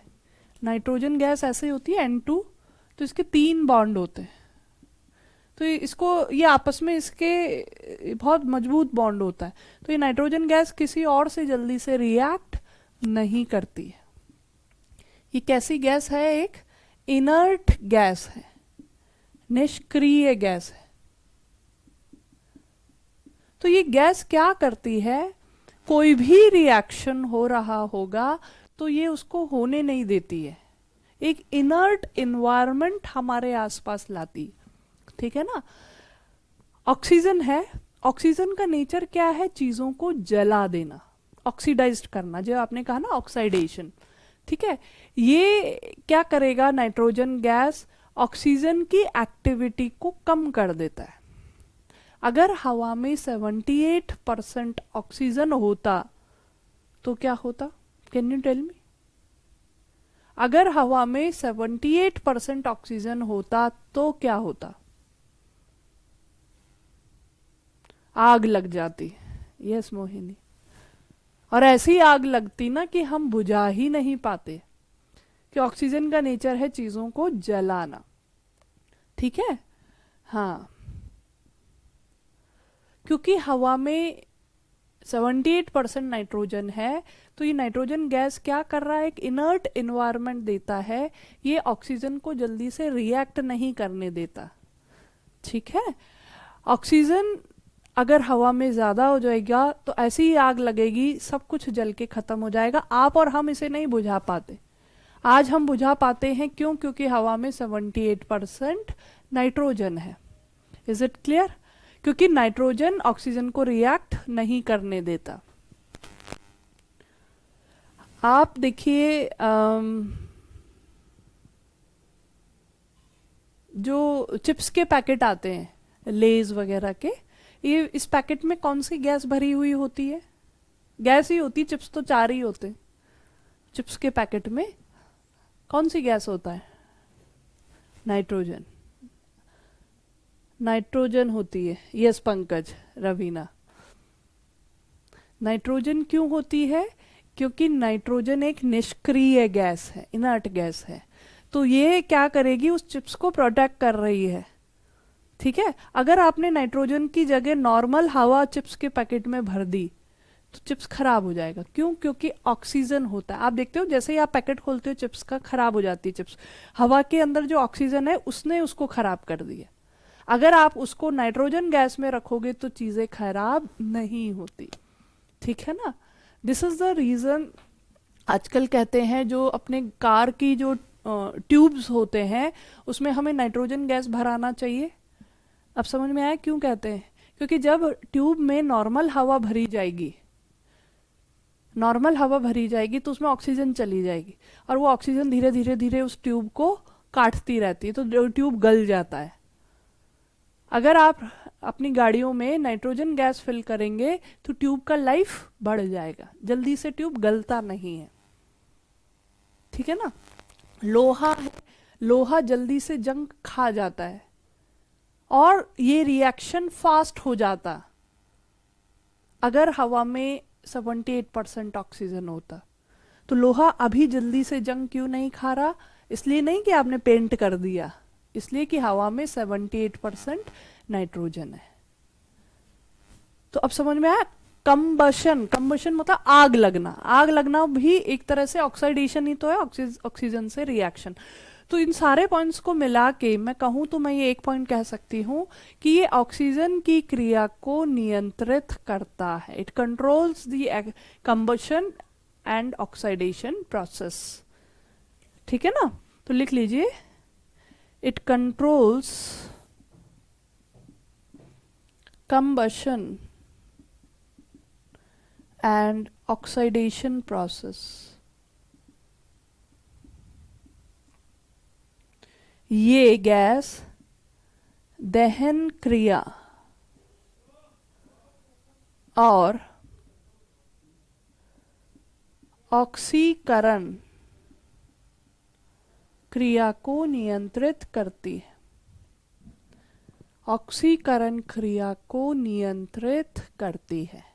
So this is the importance of the nitrogen gas. Is it clear? This is the importance of the nitrogen gas. ठीक है ना? So नाइट्रोजन के बाद अगर हम चले, यहीं पर हमने ऑक्सीजन का भी इम्पोर्टेंस डिस्कस कर लिया।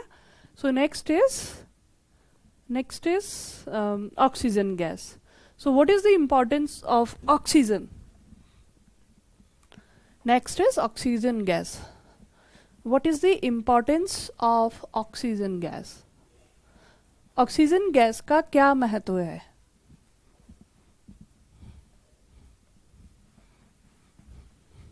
Yes, please answer fast. देखो फास्ट आया तो मैं समझ जाऊंगी आपका ओरिजिनल आंसर है, नहीं तो गूगल वाला आंसर है। हाँ जी Shivam, combustion, respiration. Yes, Mohini, oxidation and respiration. Yes, very good. So next gas is oxygen. Oxygen. Oxidation and respiration में इसका इंपॉर्टेंस है। अच्छा आप बताइए, क्या मैं ये कह सकती हूं आग का लगना और सांस लेना समान प्रक्रियाएं हैं?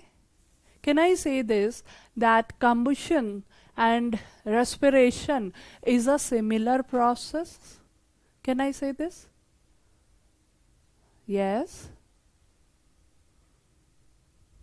Reply fast.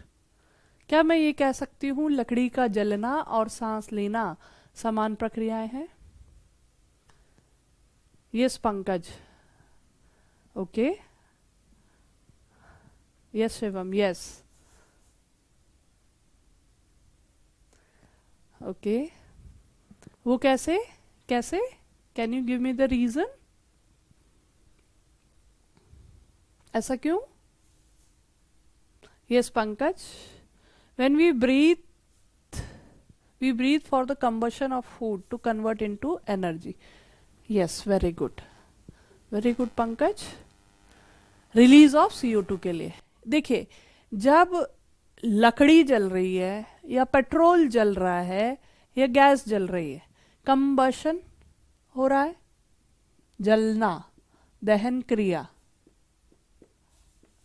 आग लग रही है. तो ये लकड़ी हो गया, पेट्रोल हो गया, नेचुरल गैस, ये सब क्या है? कार्बोहाइड्रेट्स. क्लियर? तो लकड़ी जलेगी किसकी प्रेजेंस में? ऑक्सीजन की प्रेजेंस में. पेट्रोल जलेगा किसकी प्रेजेंस में? ऑक्सीजन की प्रेजेंस में. कौन सी गैस रिलीज होती है? CO2. और CO2 के साथ क्या रिलीज होगा? एनर्जी. एनर्जी.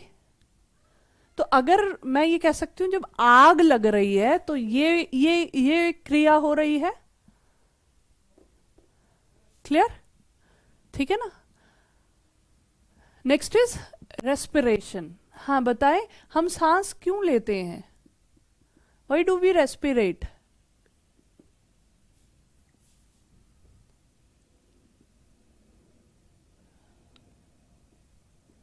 हम सांस क्यों लेते हैं? Why do we रेस्पिरेट?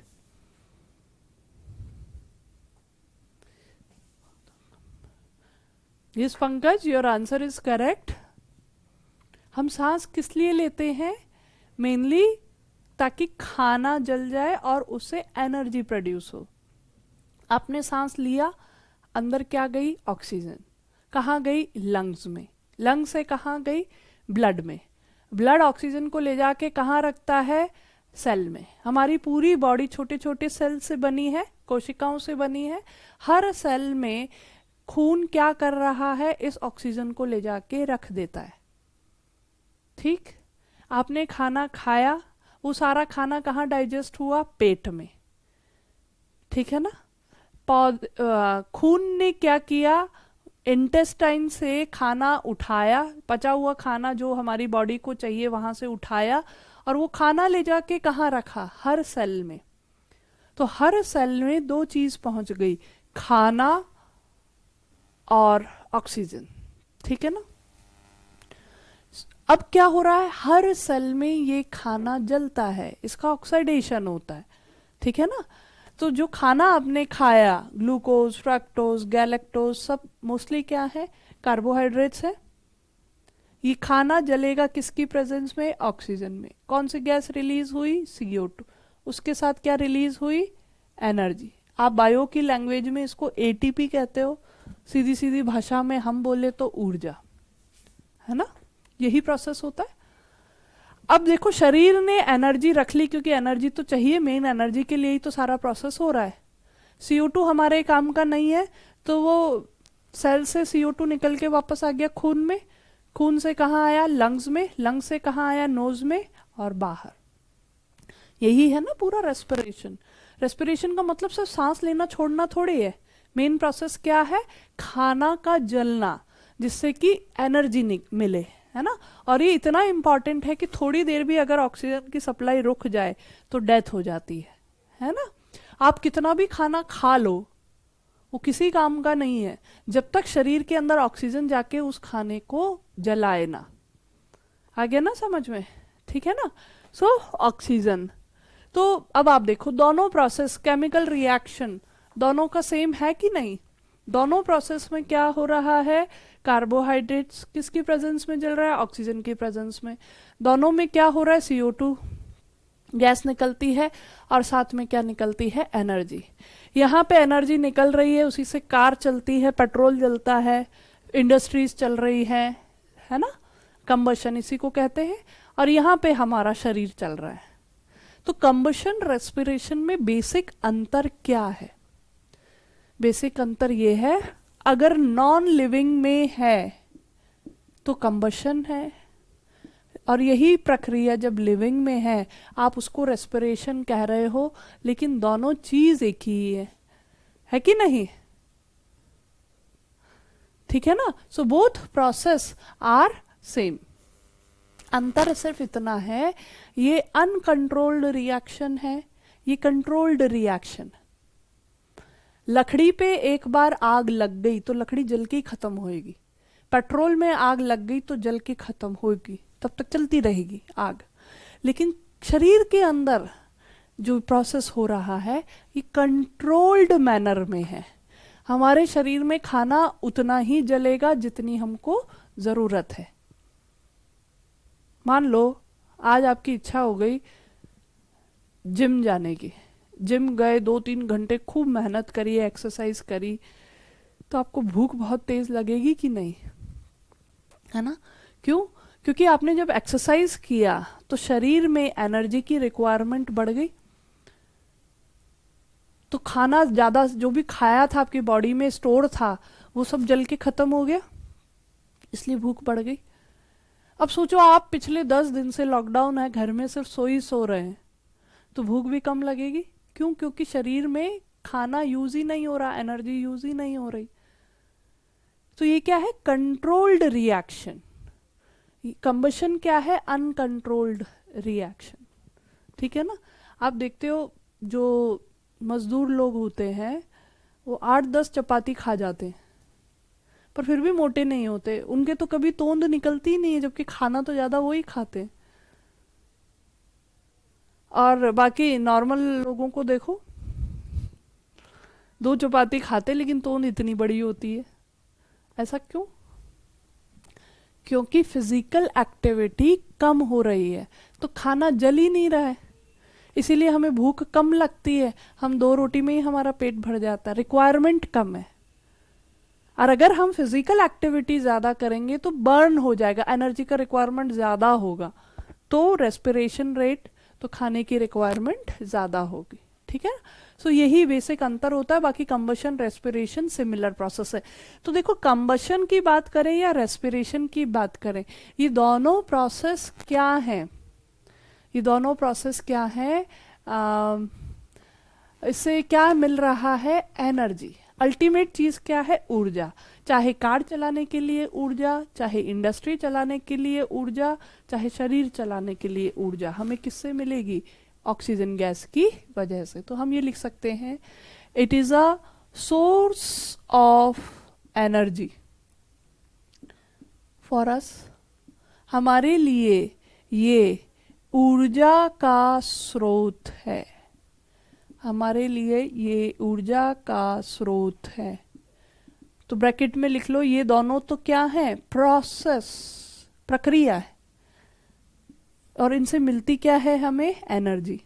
Non living है तो कंबशन, और लिविंग है तो रेस्पिरेशन, लिविंग है तो रेस्पिरेशन।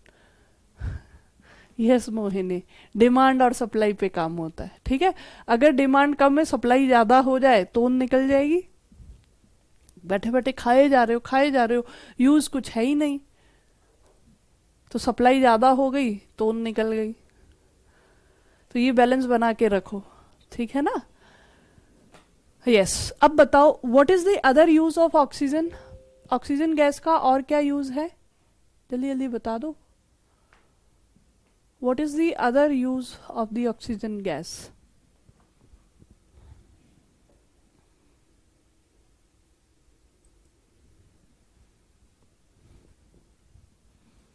Yes, देखो, ऑक्सीजन गैस जब हाइड्रोजन गैस से मिलता है तभी तो पानी बनता है कि नहीं? When oxygen reacts with hydrogen, it forms water. तो पानी के बिना भी धरती पर जीवन संभव नहीं है, और ये इंपॉर्टेंट कंपाउंड है। तो नेक्स्ट पॉइंट लिख लो, when oxygen reacts with hydrogen it forms water. जब ऑक्सीजन हाइड्रोजन के साथ क्रिया करती है तो पानी बनता है।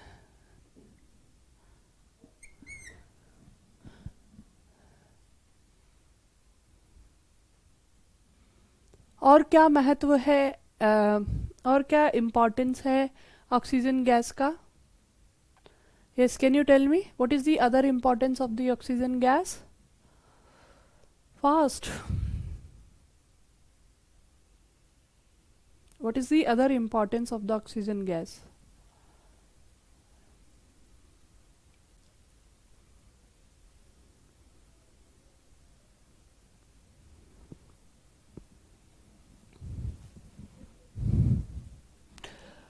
Oxygen gas, yes, ये ऑक्सीजन गैस है O2। इस पर जब अल्ट्रा वायलेट रेडिएशंस गिरती हैं सूरज की किरणों की, तो ये इसका जो बॉन्ड होता है ना, ये टूट जाता है। ये सिंगल ओ में ब्रेक हो जाता है। The single O is highly active, ये इसी के साथ जाके रिएक्ट करेगा। O2 प्लस O क्या बनाया? O3। क्या है ये? Ozone gas. और ओजोन गैस का इंपॉर्टेंस आपको पता है, हमारी धरती को हार्मफुल अल्ट्रावायलेट रेडिएशन से बचाती है। ठीक है ना? तो थर्ड पॉइंट लिख लीजिए, it forms ozone gas which protects the earth from harmful ultraviolet radiations, which protects the earth from harmful ultraviolet radiation। ये गैस ओजोन गैस बनाती है, ये गैस ओजोन गैस बनाती है जो पृथ्वी को हानिकारक पराबैंगनी किरणों से बचाती है। पृथ्वी को हानिकारक पराबैंगनी किरणों से बचाती। तो देखिए, एनर्जी के बिना लाइफ नहीं है, पानी के बिना लाइफ नहीं है, और ओजोन अगर नहीं है तो भी धरती पे जीवन संभव नहीं है। तो इसलिए मैं ये कह सकती हूँ इन सब पॉइंट्स को मिला के कि ऑक्सीजन गैस जो है पृथ्वी पर जीवन का आधार है। It is the very basis of life on earth. इसीलिए आप देखिए, अगर खोज होती है कि भाई उस ग्रह पे ऑक्सीजन गैस मिला तो यहाँ पे जरूर जीवन की संभावना होगी, ऐसा हम कंक्लूजन निकालते हैं। तो ऐसा क्यों निकालते? क्योंकि जहाँ ओजोन होगा तो वहाँ ऑक्सीजन होगा, वहाँ पानी भी होगा, ऑक्सीजन होगा तो वहाँ ओजोन भी होगी, ऑक्सीडेशन प्रोसेस भी होगा। इसलिए हम ये सोचते हैं कि जहाँ ऑक्सीजन होगी, अच्छा वहाँ पे लाइफ की संभावना है। ठीक है ना? तो यहाँ एक लास्ट पॉइंट लिख लीजिए, दस the oxygen gas is the very basis of life on earth.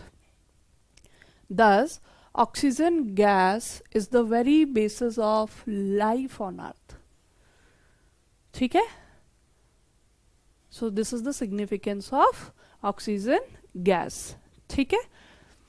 So topic बड़ा है, so we will continue our this topic in next class। अभी तक जो किया, is there any doubt or confusion? Then please message me। Is there any doubt or confusion? Then please message me। Is everything clear? Okay, okay, okay। चलिए, thank you so much। Yes, Mohini, Pankaj, Raveena, Vikas, Akash. Okay, okay। Thank you Raveena. चलिए, okay Sameer.